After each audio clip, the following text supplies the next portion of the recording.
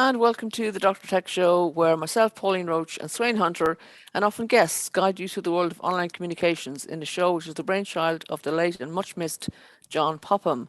And in true Dr. Tech fashion, we welcome our guest, Aaron Ashmore. Aaron, how are you and how's the weather where you are?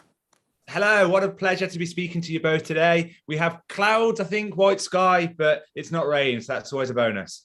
Absolutely. And Sweyn, what about you? How's the weather up in sunny Orkney? Or in Orkney, far north of Scotland, the weather is cold, but it's very. Not only do we not have rain, very unusually, we don't have wind either. So that's fantastic. Wow, good to hear. And here in Birmingham, not too far from Coventry, I have white clouds in the sky as well, and it's kind of a bit grey and overcast and rain on the pavement outside. But hopefully, we're all warm where we are. So we're delighted to welcome Aaron Ashmore as our guest today. Aaron, you've come to us through my friend Rob Allison in Coventry, who I worked with years ago. And we will come back to you in a minute. We'll just go through some of our usual things that we started the show with. So on the 18th of December was International Migrants Day, which is one of the UN awareness days. And a broad range of factors continue to determine the movement of people. They're either voluntary or forced movements as a result of the increased magnitude and frequency of disasters, economic challenges, and extreme poverty or conflict. Approximately 281 million people were international migrants in 2020, representing 3.6% of the global population. All of these will significantly affect the characteristics and scale of migration in the future and determine the strategies and policies countries must develop in order to harness the potential of migration while ensuring the fundamental human rights of migrants are protected. And the 2021 theme is harnessing the potential of human mobility, because as we all know, migrants contribute with their knowledge, networks and skills to build stronger, more resilient communities. And the global social and economic landscape can be shaped through impactful decisions to address the challenges and opportunities presented by global mobility and people on the move. The Global Compact for Safe, Orderly and Regular Migration offers the opportunity and guidance to actualise human mobility and seize the opportunity it presents. And the International Organization for Migration, the IOM, has assisted millions of migrants since it emerged 70 years ago to assist the vast number of Europeans displaced by the Second World War, and continues to lead the way in promoting a humane and orderly management of migration for the benefit of all, including the communities of origin, transit and destination. So that was International Migrants Day. And today, the 20th of December, is International Human Solidarity Day. And this is again a UN day where the Sustainable Development Agenda is centred on people and planet, underpinned by human rights and supported by a global partnership determined to lift people out of poverty, hunger and disease. It will thus be built on a foundation of global cooperation and solidarity. And this day, International Human Solidarity Day, is a day to celebrate our unity and diversity, a day to remind governments to respect their commitments to international agreements, a day to raise public awareness of the importance of solidarity, a day to encourage debate on the ways to promote solidarity for the achievement of the Sustainable Development Goals, including poverty eradication, and a day of action to encourage new initiatives for poverty eradication. So I know both Birmingham and Coventry have large migrant groups, and I think is Coventry a city of sanctuary, Aaron? I'm not too sure, but Coventry has always definitely been a migrant city. Kind of growing up for me, Coventry was a very ethnic diversity city. Even the school that I went to was richly mixed with lots of different community groups, and I always saw it as something that was part of my kind of upbringing of mixing with different people and understanding different people's communities and way of living. It's something that I kind of take with me the whole way, really. I remember when I went to university and there was people there that had never met a black person before, and it just blew my mind because that was something that was so ingrained in me. Absolutely. And Sweyn, in Orkney, how diverse and how many migrants have reached Orkney? Not very many in recent years, but over the centuries, it's been a place of complete mixture and migration inwards and outwards. We have a couple of Syrian families who have made their homes here. We've got various other ethnic minorities represented, but I don't think we get that many migrants these days. We're just we're not in the appropriate shipping lanes anymore. Right. And I'm an immigrant myself, obviously, you know, from my accent. I actually worked in Coventry in the 90s, but I've worked mostly in Birmingham. And the Irish community, it does form a good 10% of Irish in this city by birth, descent, or heritage, and adoption as well. So yeah, we're a large part of the city and proud to be so. So just back to events, one event we picked up on the 22nd of December, I thought was of interest, is Somalis in Tech in London, a meetup. And apparently it's been over a year since they held their first event. So they figured it's time to hold their first in-person event. Sorry, the first event was on Zoom. And they're saying that they've made so many virtual connections around the world. They hope this event will be a chance to connect with their local Somalis in tech in London. So if you're listening to the show and you're a Somali and you're interested in tech, then this might be something that you might find of interest. My experience in meetups is you don't have to be from the city that it's held in order to feel part of it. So I'm sure they'd welcome any people. It actually says on the screen sold out, but I hope it'll be good. Yeah. So I've great to see that happening. It's actually an in-person event. It's not a Zoom call. Yeah. No. Well, that may have changed since they organised it first. Let's hope they can go ahead with it anyway. We wish them luck. And so we come to our special guest today. As I said, Aaron Ashmore is the owner of Zapped Marketing, Watches for Weddings, and Etch and Pin. And according to his LinkedIn, he's passionate about the behavior change driven by insight and an authentic understanding of target audiences. After graduating from Nottingham and Trent University with a media and marketing degree in 2005, Aaron had a 10-year career in the NHS, working his way up to communications lead for the NHS in Coventry, where he led on innovative digital comms, including the first wave of NHS social media accounts, mobile applications, and targeted behaviour change campaigns. In 2017, he decided to embark on a new chapter and decided to go his own way, and is now the owner of 3 successful businesses.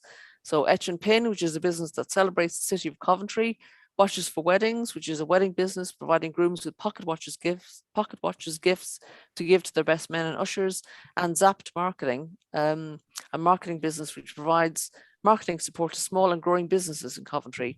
And in 2019, he won Rural Model of the Year at the Midlands Business Awards for his work promoting Coventry and money raised for local charities.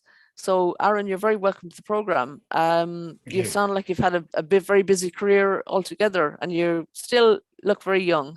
Yeah, no, as you say, 2 big chapters in my life. I had my NHS, my corporate time in kind of working through public sector and my first kind of job and working up the ladder. And then the last few years since, which have been paving my own kind of lanes and kind of doing different things. Great. So were you an early, would you call yourself a millennial, someone who has used technology since you were very young, or did you come to it later? Yeah, perhaps. I think something that's always been really key for me has been tech and yes, good boy. So I've got little children here, and as you've used to now is you'll see little children pop up. So yeah, I was always really interested in tech growing up, whether that was kind of computers or little pocket calculators, all that kind of stuff. It was something that kind of ran through. We had a PC at home probably when I was at college, so kind of 16, 17. When we went to university, it was only like my second year where I really had a laptop of my own.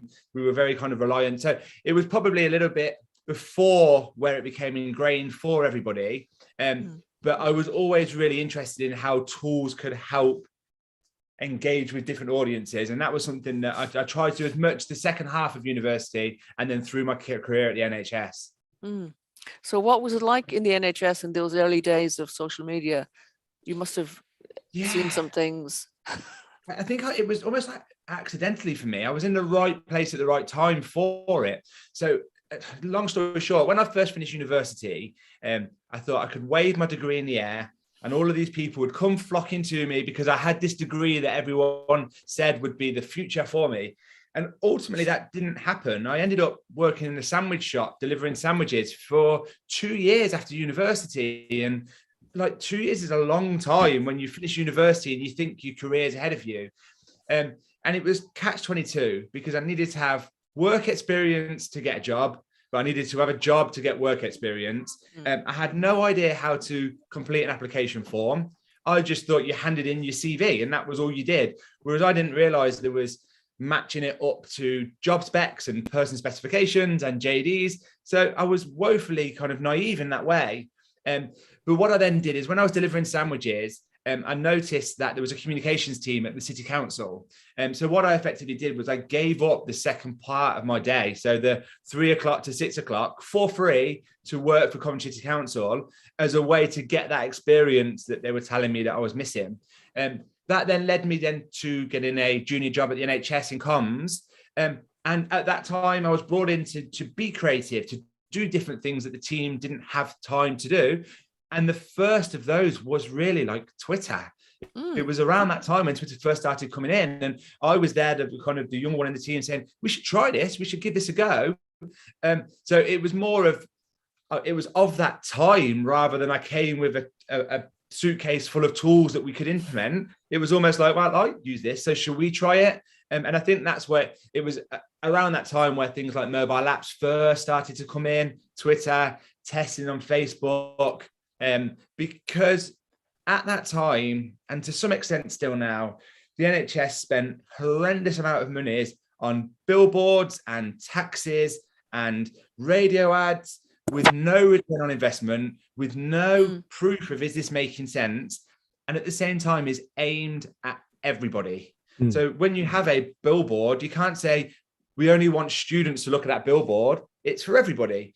So they had to dilute the messages so much to be palatable for everybody. What social media started to allow us to do was then to target at certain groups. And again, that's something that as we go on to my latter half of my career, is understanding your target audience was something that was really important to what I tried to do and did at the time. So a classic case of that is A&E attendances. So everyone knows lots of people go to A&E who don't need to go to A&E. And for years, we ran hundreds of thousands of pounds of campaigns saying, don't go to A&E. And that's effectively all it would say. If you don't need to, don't go to A&E. What I then did was I said, when I came in to hold the budget, I said, right, we're going to stop this. We're going to look at who is misusing A&E the most. And we're going to then target messages to those. So we had in Coventry, parents of 0 to 5-year-olds who their child was poorly at 9 o'clock at night, didn't know what to do, so would default to A&E.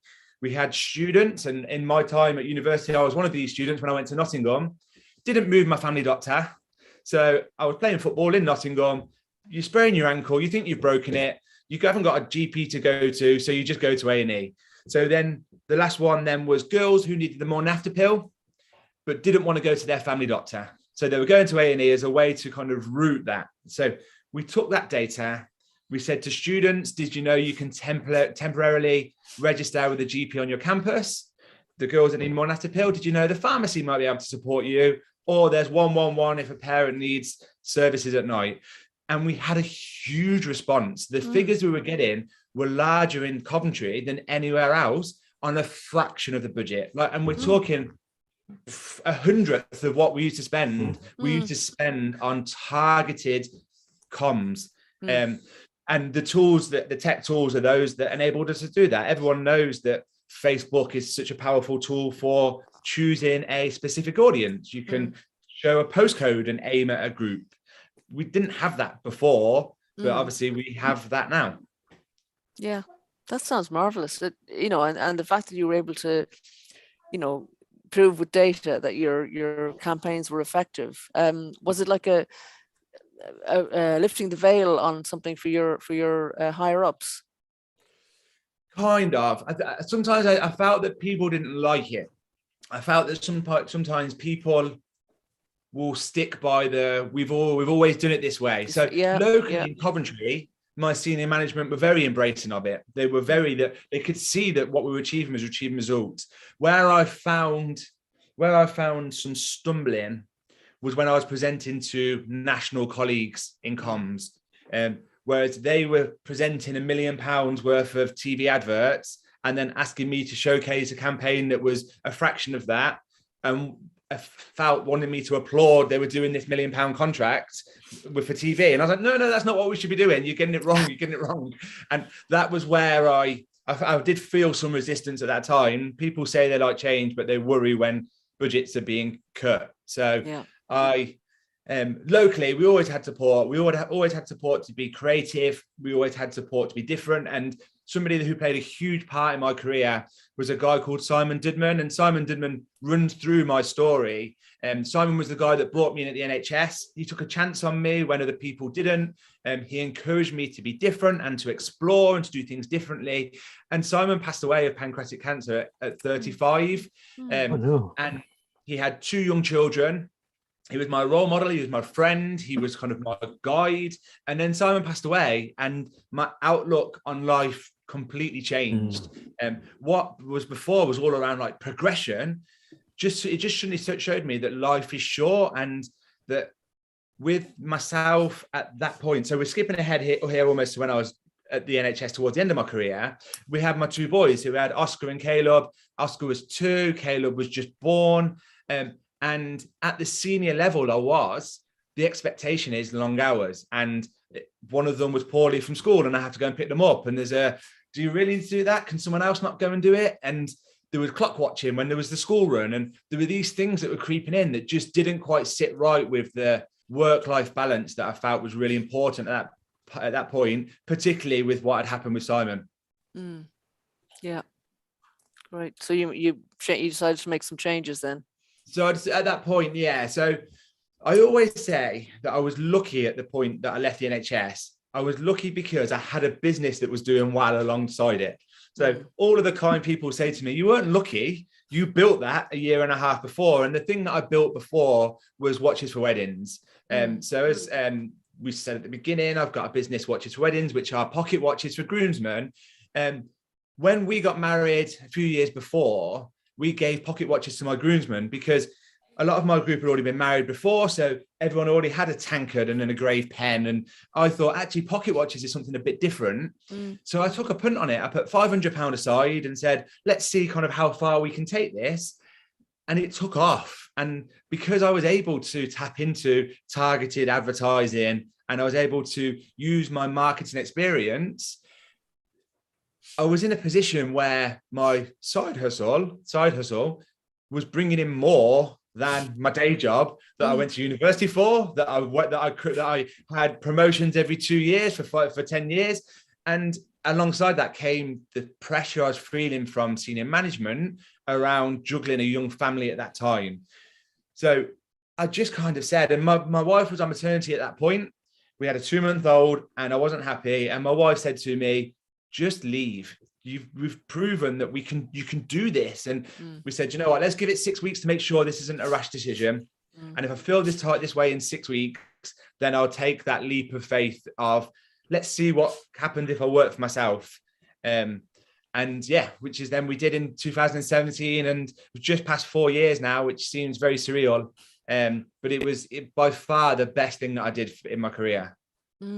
Wow, that's really validating, I think, for anybody who's listening who, is worried, especially this time of year, about making any kind of jump.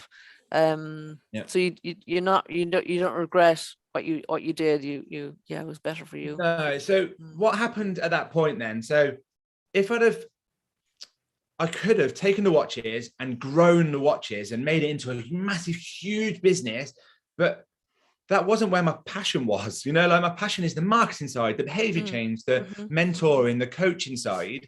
And then I was being approached by people who wanted me to be a consultant for them because they knew my work in the city was quite well known. So I said, I'll do this then, which is where Zapped came from, which is my marketing business. Then I wanted to give up some of my time for free to support local businesses and say, this is what I did. Because the key thing for me is I can't tell people to leave their job without having security, without having something they're going to be doing instead. So I can't preach and say, I left and look how good my life is, because I had my business before and I had to grind that business out. So if I was saying I was supporting local businesses in the city, I needed to have a proof of concept to show them, to say, you can take something. And what I started at that point with Etch and Pin was pin badges. So I'm not a pin badge guy at all, but I saw that Coventry is a city that's growing, that people want to show their pride in the city. So I thought, let's release a series of monthly pin badges, and I will promote them as I could promote another Coventry business, and see how far it goes. And from that, we had front page of our local paper when I did it. I released 12 pin badges over a year, and every single one of them had a prominent space in the paper for free, where I know from my time in the NHS how much a page advert would cost. And the things that I was learning was, like, I was the story. This Coventry guy. So if I came to Birmingham and it was Birmingham Aaron is starting to release Birmingham pin badges, people would be so weary of it and they'd see past it. Whereas all of these things here to people outside of the city will not mean anything. But at the top right there, we have a building that previously was where the swimming pool was. It was an accidental elephant. It looked like an elephant. I don't think it quite meant to, but it did. We've got on the top there. Yeah, I've just seen that now. Yeah, it's in the city centre. I see on my phone. I know it well. Yeah, but it's a building that means a lot to the people of the city. I don't know what Birmingham's version of that is. I'd go here's the boring ball, and then I'm running out of ideas. Whereas because I was from Coventry, it resonated with people. And everything I try to do, we donate money to charity. So for every badge we sell, we give £1 to charity, and we try and bring everyone together to do it. And it kind of just took off in a way I was never expecting. I soon became the pin badge guy, which wasn't kind of what I wasn't wanting to do. And, oh, you're the pin badge guy. So again, like I did with the NHS, I stopped it. I said, right, we've reached a point after 12. And I said, I'm going to take them away. And there we go. There's our elephant building, an accidental elephant. And then I said, I'm going to then release other things. So I released a sticker album about Coventry. So like the old Panini.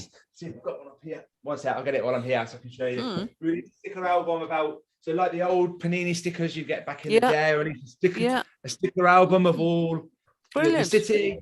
Again, promoting Coventry in a positive way. The most recent development during lockdown, when we were all stuck at home and people were finding it hard to channel their creativity, I decided, because I've got my boys, to write a children's book about Coventry. So I have it here. No doubt Sweyn's going to get it on screen before I even get up there. But here's Lady Godiva's birthday suit. So the retelling, obviously, of Coventry's most famous icon. We did this during lockdown, took a little bit of a punt on it. Again, I do things because I want to do them, not just to make money. And this was a prime example of this, which has then kind of gone on, like, in 16 months, we've released 4 books. Here's our Coventry, the Phoenix City, about the bombing of the war. Here's our Coventry Kids. So we have here 12 people from the city. More recently, the Two-Tone Tale. Oh, brilliant. So Two-Tone and specials. So, but what I found was organizations in the city want to put their support behind people that are trying to do good things. So what I did, I approached various businesses and said, as part of your CSR, give me some money and I'll stick copies of these in every school in the city. So CSR, community and social responsibility. Sorry. There you go. It makes it look like I'm using the lingo just to look good. I'm just checking. So I'm in IT. I'm always speaking to people who have their own lingo. So I'm just checking. Yeah, so it's weird because it's not often I get these kind of chats anymore because I took myself out of the comms world into the little micro business. So we've given 4,000 books away to Coventry schools. Every single year 1, year 2, year 3, year 4 class in the city gets a copy. I've got 3 more effectively, I call them funded, but sponsored to put them into schools. I'm hoping to maybe do 10. And accidentally, I've suddenly become this Coventry author that I never meant to be. A year and a bit ago, I hadn't had any aspirations to do this. I do lots of talks to schools. I go and talk to schools about Coventry and about the books and writing books. I'm a judge on a young writers thing that's happening at the moment. My books are now in sale in Waterstones. But this has all happened in such a short amount of time, but has all come from a place, I feel, of authenticity, of love, of passion, of decency. I love talking to young people. My boys are kind of everything to us. And talking to young people and encouraging them is something that's really important to me. Brilliant. Oh, Aaron, I mean, I have a great love and an Irish a grá from Coventry, because I worked there in the mid 90s. I was the first development worker of what's now called the Coventry Irish Society. Okay. Yeah. And it was a time when a report had just come out about HIV in communities in Coventry, and Irish community was one of them. And the community found it very difficult actually to process it, because it was drawing attention to them, and they thought in a negative way. But actually, for me, it meant that they would be recognized more by services. And so I was really passionate about it. And it's just such a wonderfully creative city. I know a lot of people, the Imagineer Productions, Belgrade Theatre there, Kathy Leahy, who works there, is a friend of mine. It's just an amazing city. It's like Malvern, where theatre has profiled it above other major cities, or at least as well as. So it's a wonderful city to be part of. Yeah, I feel it's something that the underdog runs through everything that I do. And we talked about my school before. So my school at that time was the most underperforming school in the city. And I had to grind to come out with good results at that school.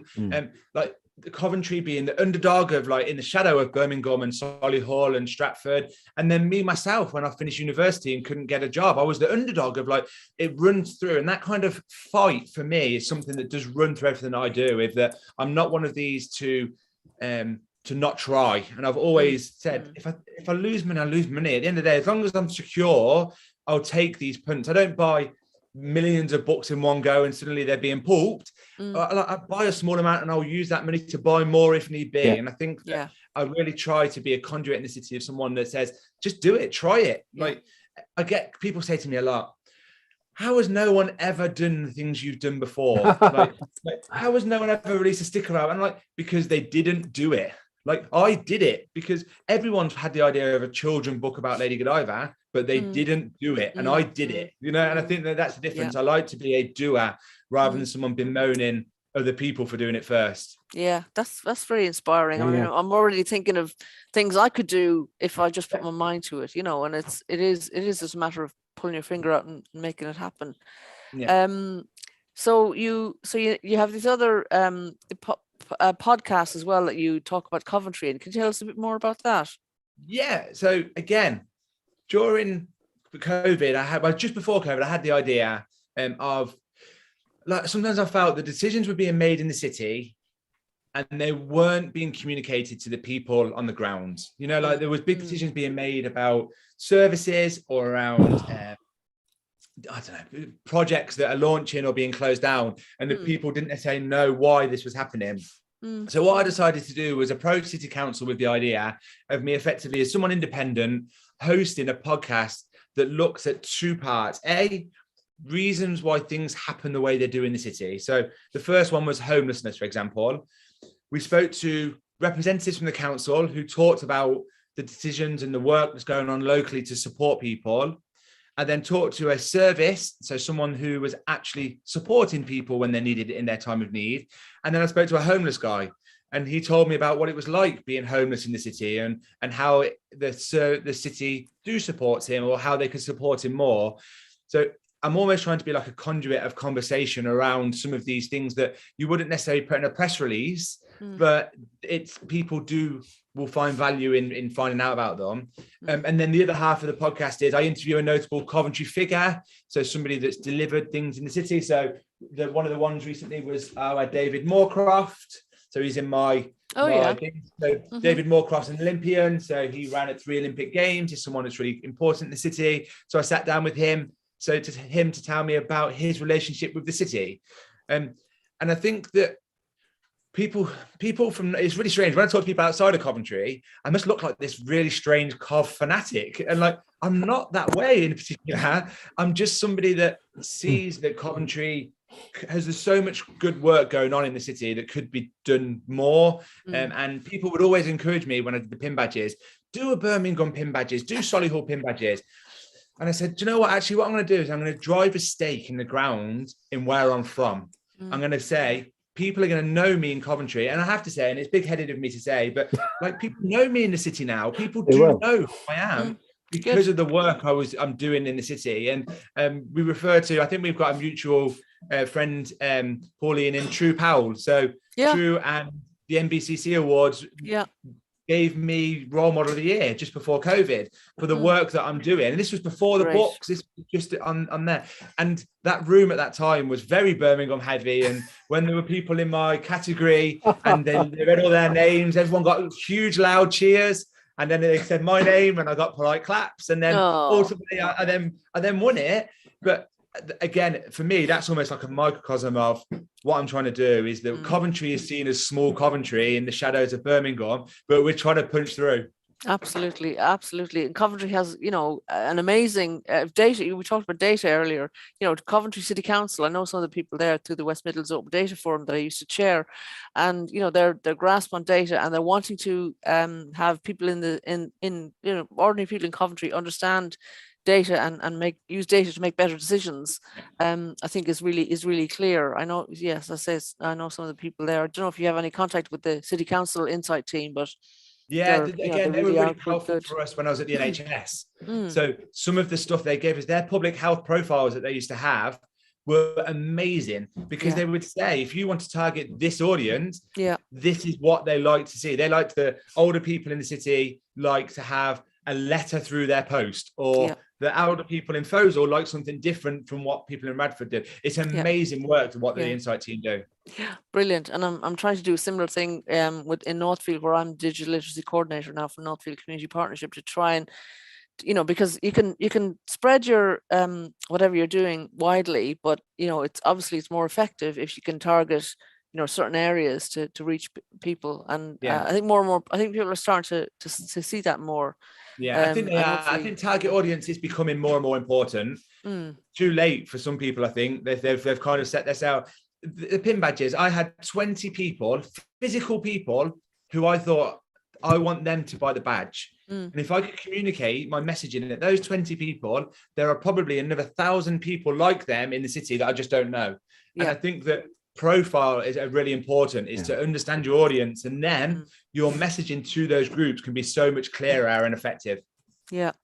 So Coventry City of Culture, what was happening with you on that? Bits and pieces, really. I never hide the fact that I was a child of Coventry being City of Culture, and this came from the day when Coventry was announced as being the Coventry City of Culture. They were showing it on the One Show. I was sat at home watching it, and we weren't, and everyone was there waving their flags, and I wasn't part of it. And I was like, but why should I be? I'm not offering anything to it. Why should I be part of it?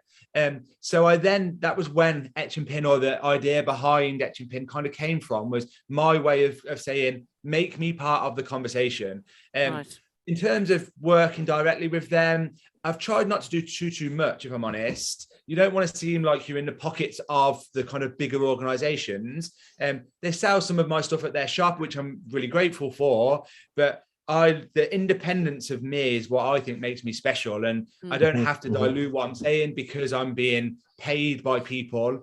I like my work to just be myself, if that makes sense. Yeah, I'm just looking up the City of Culture. That was announced in December 2017, but its term is from, am I right, from now until 2025? From 2021 to 2025. Or I got that wrong? No. So we were due to be City of Culture this year, from January this year, but because of COVID, it's then pushed May this year until May next year. Okay, it's only because it only happens every 4 years, because there's so much planning. Effectively, we might hold the reign, but it's only this is our. It's a year, and the next one will be in 4 years' time. In 4 years, like a World Cup, I guess. Yeah. And so they've the two, Birmingham and Coventry, Birmingham being having the Commonwealth Games next year, they've done a lot of working closely together, because obviously some of the audiences can overlap. So there's been some good joint work, and I think, through the combined authority, the two cities and other cities in the region have done some good work together, and I'm happy to be attending some of those meetings where councils are working closely together to make a difference. So it's good to see. I think that goes back to something at my time at the NHS.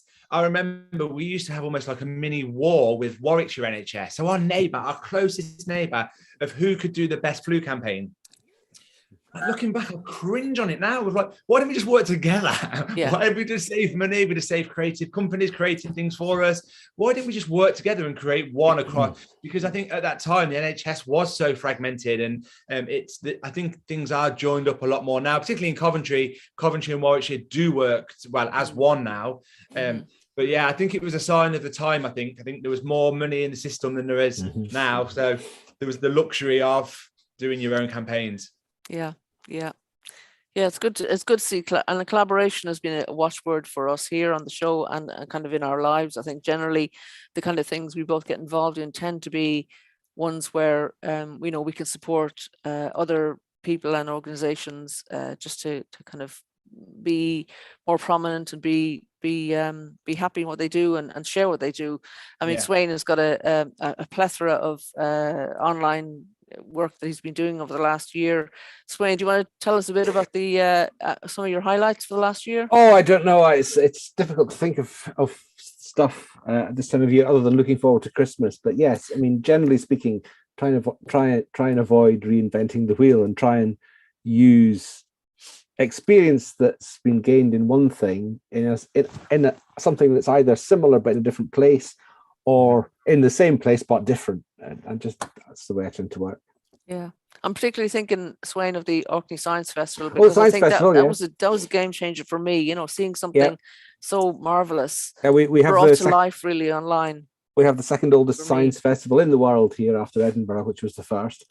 And it's a week-long event in September, and normally the director flies dozens, if not a couple of hundred guests, comes by ferry and plane and all sorts of things to give basically a week-long, 12 hours a day series of talks in halls. But in 2020, based on a festival called How the Light Gets In Hay-on-Wye, which did theirs in May, we in September, we put the whole thing online, and we did the same thing again this year. Thankfully, we took that decision early, because here we are still with restrictions coming and going like a yo-yo. But I mean, the possibilities to actually keep going just by basing our online stuff basically on the same sort of values as the in-person stuff was. It was really interesting. Yeah. It's fascinating, and it's still up there on the website for people to have a look at, which is a real free bonus. And available to everyone as long as the internet survives. Yeah. So, Aaron, you're in your one of your businesses. You help small businesses as well. So, what's it been like for them in the last, during COVID, marketing and stuff like that? What have they had to cope with? Yeah, I think that's been the difficult thing for everybody, I guess, is that how do you punch through when everyone's trying to punch through at the same time? And I think that what I find sometimes really hard is trying to not tell people it's always going to work. And like my thing, because a lot of the stuff that I do does work, but that relies on me being the person that does it. So when I'm speaking to local creatives in the city or people that might have just left their job, the headline for me is, if you do this, this, and this, it will work. But it's so competitive out there that it isn't going to work that way all of the time. So it's more because I'm fortunate that the watches do great and my consultancy is great, etc. I try and give as much time as I can. When I first started out doing coaching, you'd get a lot of, can I take you for a coffee and pick your brains? And you get so much of it, and you don't want to kind of say no, but you end up giving so much free information, which when I was first starting out, I couldn't justify doing that.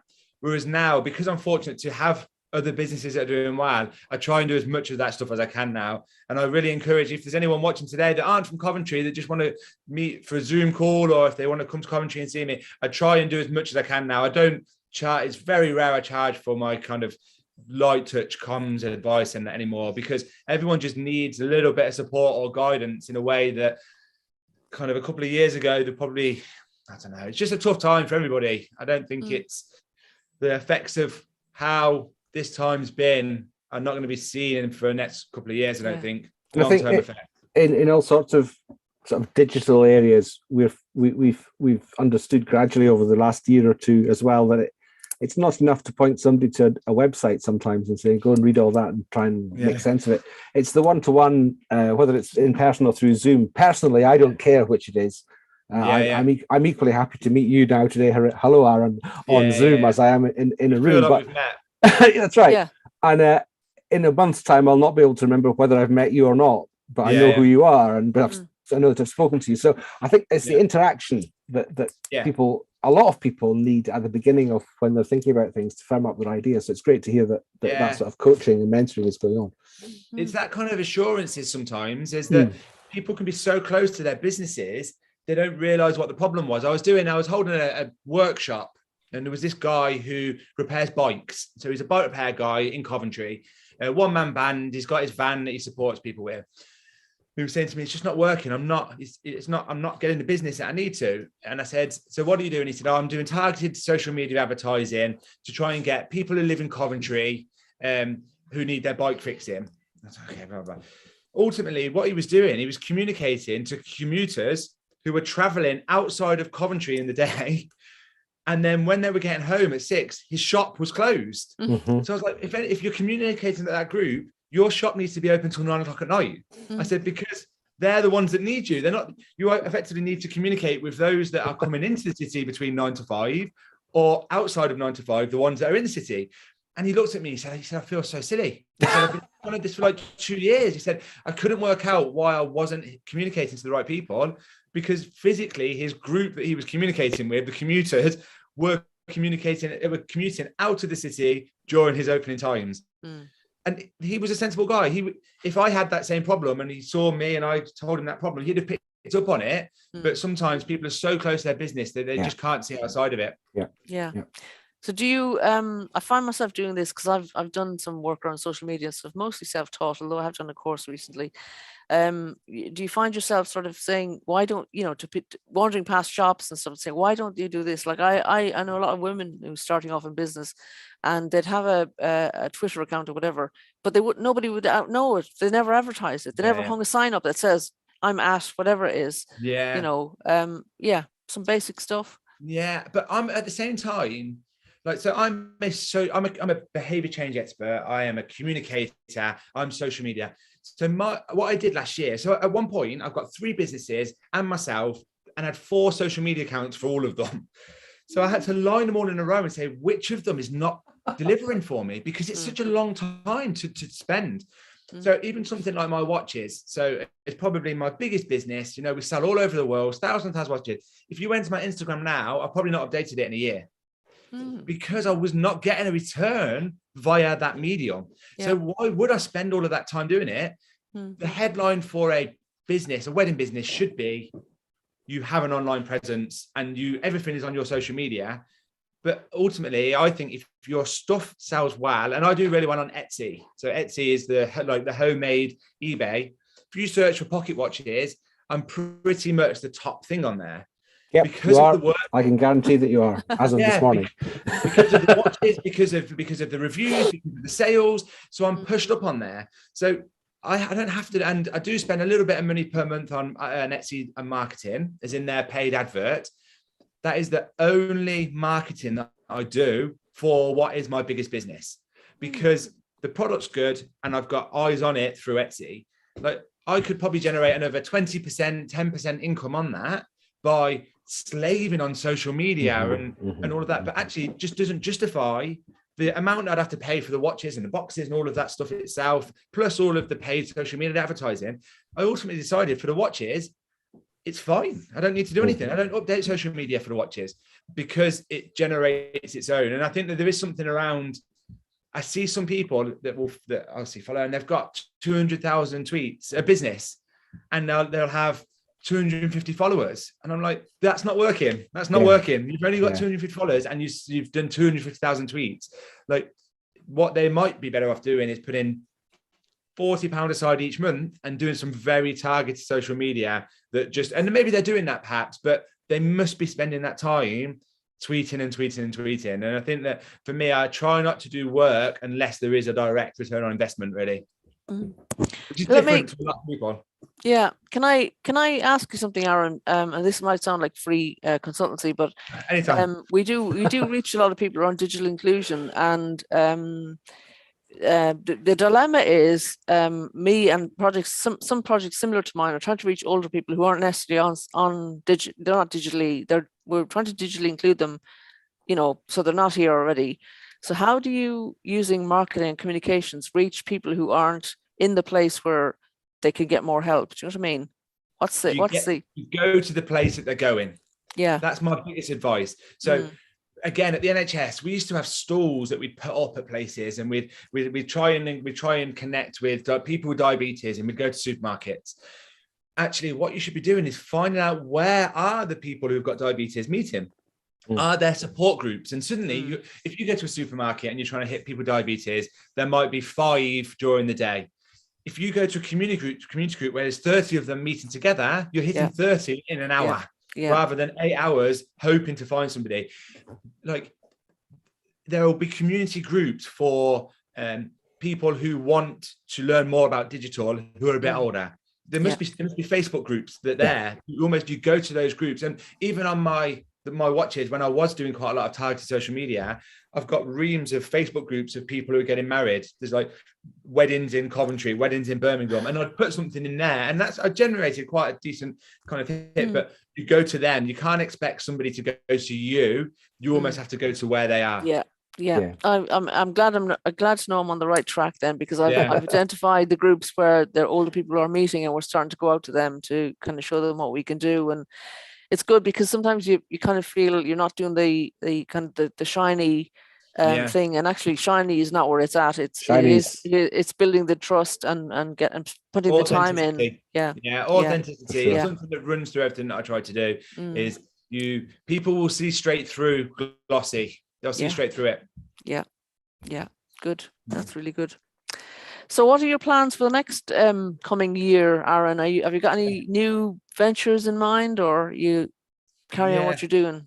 It's my biggest challenge in life is, if I have an idea, I can't say I'm going to start it in 6 months' time, because what happens to me, I start worrying that someone else is going to do it first. Yeah. So it's like a physical thing that I have to do in my head. So, which I guess that's a mental thing, is I have to stop myself of thinking of ideas and trust I will always have ideas.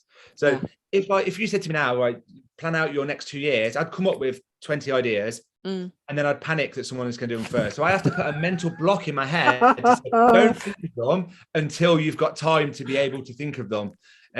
Because I remember when I was releasing Sticker Album, I got really anxious that I sensed someone might be doing this before me, and you can't be the second Coventry Sticker Album. You have to be the first. Funnily enough, I was just thinking to myself, how can I politely ask the question, with so many things going on in your life, Aaron, how do you stay sane? And you've just answered it, so that's good. I've always been good at juggling plates. That's one thing I've always been good at doing. And people say to me a lot, how do you do all of this stuff that you do? How are you doing this? And on paper, I understand, but I gained 40 hours a week by not being in an office. Yes. I was used to having 40 hours while I went to work. So I had 10 years of that. And then suddenly I've been given 40 hours. But like now, I go to the gym more than I've ever been. I play computer games. I see people for coffee. I haven't replaced 40 hours with 40 hours. I probably work 20 good hours a week now, rather than if in an office environment, there's so much wastage of time of just busy work, or no one ever says, oh, I'm just going to go home now because I've not got any work to do. You just find work to do, or you just sit and look at your emails all day, or you tidy up a spreadsheet that you've been working. Whereas now I have clear things that I need to do every day. And then once I've done them, I'm off the clock then. I'll check on my phone. I'll no doubt respond to people's pocket watch inquiries and things like that. But for me, the work-life balance thing is so important that I can't betray that by becoming stressed or becoming shutting myself away from the boys and not doing and not spending quality time with them. Yeah, great.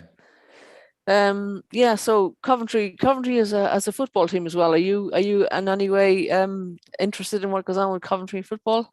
Yeah, so from a distance, really, it's one of these things that my mates still have me about. So I grew up not supporting Coventry, the male figures in my life all supported Man United. So growing up, I supported Manchester United, but it wasn't until I was older when I saw my friends going every week to the City, the big difference. So about, I would say 15 years ago, I don't support anybody anymore. I just follow what everybody's doing, because it was really, when you're younger, it's easy to follow the team that's on the front of the Match of the Day magazine or first on the TV. Whereas now we still go to games. I've been to a few Coventry games this season. But again, if I talk about authenticity, it's why I've never released anything to do with Coventry City, because if suddenly I start releasing pin badges about Coventry, it's not from a place of like passion, because it wouldn't feel quite right inside, I guess. Yeah. Right. So Aaron, we're going to cover a few of the kind of other stories we've picked up in the last while, but we usually ask our guests if people want to contact them. Where's the best place to find you after the show? Yeah, so on social media is normally good. So Twitter, if you look for Aaron Ashmore, so AARON Ashmore 8, you'll normally find me then on Twitter, or search for Etch and Pin. Etch and Pin is probably the one I'm most prolific on. Great stuff. So that'll be. I haven't actually put that on the YouTube video description yet, but I will do so after we're done. Yeah. Just give me a shout. But again, if people want just some light touch comms advice, feel free to get in touch. I see them as challenges, as puzzles to try and solve. They're not something that I kind of present. Like seeing this is what's not quite working. Can you help? Yeah, it's great. Yeah. Oh, the other question I had, sorry, Aaron, before we move on to the other stories, is something else I'm doing as part of trying to reach the audiences that I'm trying to reach. Is putting stuff on Facebook to reach the people who know the people who need support. So like, saying, your older friends and family might be interested in this. Is that still a valid way of reaching people? It really is. So the thing with Facebook pages is that people like things as a badge. So if the new Matrix film's coming out, I will click like on the Matrix to say that I like it. And that's about as far as it goes. I probably won't engage with any of the content.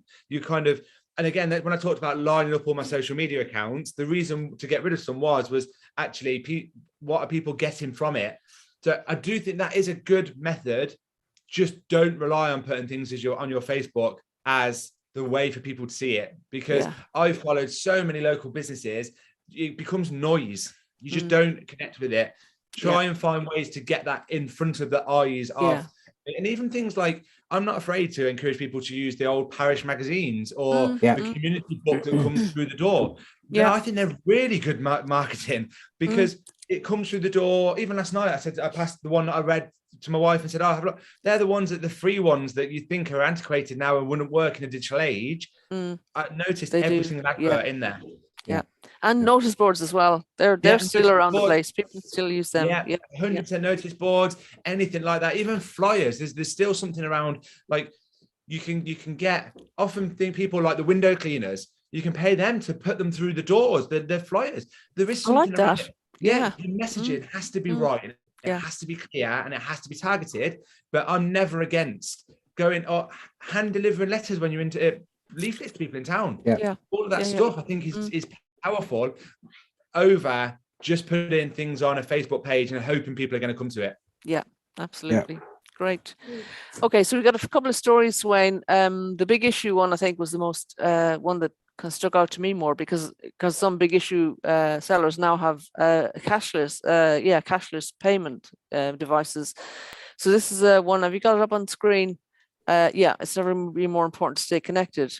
So I'm just reading out from the grid. So the story is that being locked out of the digital world means paying more for life's essentials, being frozen out of welfare benefits, and not having a voice in the modern world. Everything seems out of reach, while everyone else, turbocharged by digital advantages, moves onwards and upwards. But the story is, it doesn't have to be like this. O2 and their reliable robot Bubble have a plan to bring the digitally excluded inside from the cold this winter. So they're working with the social change charity Good Things Foundation, and they've launched a national data bank to celebrate the power of connection and share the benefits with people who've been left behind. And it's a buy one, give one model that works like a food bank. So for every plan that O2 sells at Christmas, they're going to donate 10 gig of data to the data bank, so it's there for someone who really needs it. And the vouchers for the data bank are then distributed by local community partners in the online centres network, of which Northfield Community Partnership is one. So this is what they say, O2's way of making sure everyone can enjoy the opportunities that connection brings. As part of their data pledge, to get more than 255,000 people connected by the end of 2023, and triple the amount of O2 mobile data getting to the people who need it most, including refugees and survivors of domestic abuse. And the reason why this is a story in the big issue is because since vendors of the big issue started to offer cashless selling in 2019, many have seen sales swell by a third or more. And then obviously COVID made this shift more urgent. And obviously vendors have people they want to stay connected to, especially at Christmas. So someone called Rodney in that you've got on screen now, Sweyn, he's now online, he's gone cashless. So his phone is a lifeline. And he, in the time of the story being written, he said he just paid his bill, which means he's got it for a month. But he also has a card reader, which increases his sales. And about 10%, he says, of customers now pay with a card, but he needs a mobile phone for that. So he can ring the big issue office when he needs to. He can do banking. When he checks his balance, he knows how many magazines he can afford to buy today. He can communicate with his family in Newcastle and Bournemouth. So being able to stay in touch is important for him. So O2 is reaching out to big issue vendors with data plans to help 200 sellers go cashless and grow their businesses. And they're going to give them 7 gig of data as well as a free SIM, unlimited calls and texts. They'll be able to reconnect with friends and family. So that sounds like a really good thing. I had stopped buying the big issue for a while, but I've started buying it again because obviously it's a way of supporting people in a very tangible way and getting some really good journalism as well. So it's good to see that. I think the idea of being able just to click your card and buy a magazine like that is great. And it's been a total transformation over the past, I would say, 3 years. It was happening before COVID, but COVID really, the options were available before COVID, I suppose you could say. And if you went to big cities 3 years ago from small places like Orkney, you would be utterly astonished that you were required to pay with your card in a bar, whereas previously that had always been absolutely out of the question. It seems slightly ironic to me.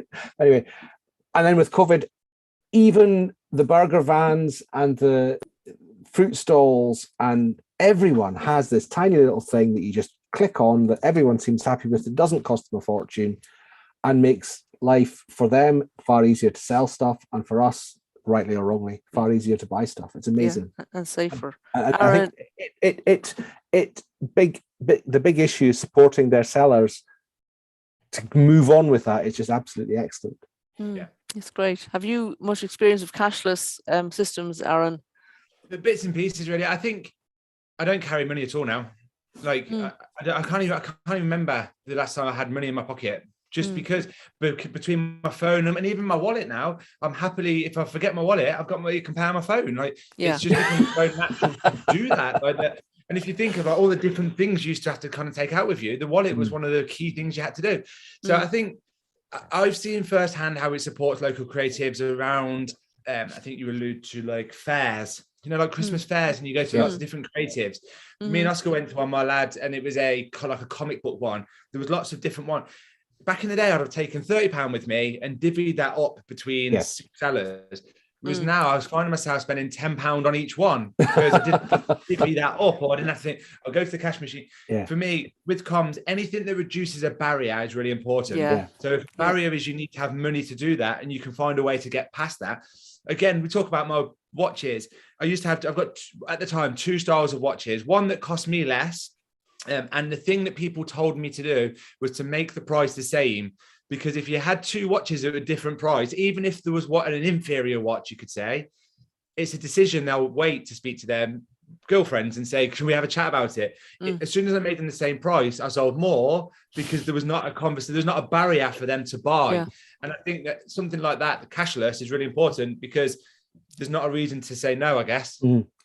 Yeah, I think getting rid of barriers is a great way of looking at it, Aaron. Thank you for that. That's what this is all about, isn't it? All this stuff about going to where people are and all that stuff. It's all getting rid of the barriers, getting closer. Yeah, absolutely, 100%. absolutely. Yeah. So the next story, which might be the final one, is from Vodafone, who are also a bit of balance here. Other phones, other phone providers are available. Are available indeed. And this is a story just called Charities Connected, and they're appealing to help them to eradicate digital exclusion, reminding us that 1.5 million households in the UK don't have access to digital technology. And as you say, amongst other providers, they're committed to bringing an end to digital poverty and they want to deliver connectivity to 1 million people by the end of 2022. So they are advertising this scheme where if you're a charity that needs support for digital inclusion programs, you can apply for free Vodafone SIMs, each loaded with 20 gig data plus unlimited calls and text to be used over 6 months. And you can use them however you like, stay in touch with service users or deliver training to people in need. So again, another well done to a commercial organization for doing this. And I know somebody in Birmingham who has benefited from this and is offering the SIMs to other charities as well. So it's good to see that happening, and well done to the companies for doing that. So that brings us to the end of the show today. Thanks a million, Aaron, for joining us, and we look forward to kind of visiting you and hearing more about what's happening in Coventry over the next while. It sounds like you're the man to know, and thanks to Rob Allison for putting us in touch with you. Yes, thank you for having me. I've enjoyed every minute. Thank you very much. Thanks, Aaron. Take care. Have a great week. Bye-bye.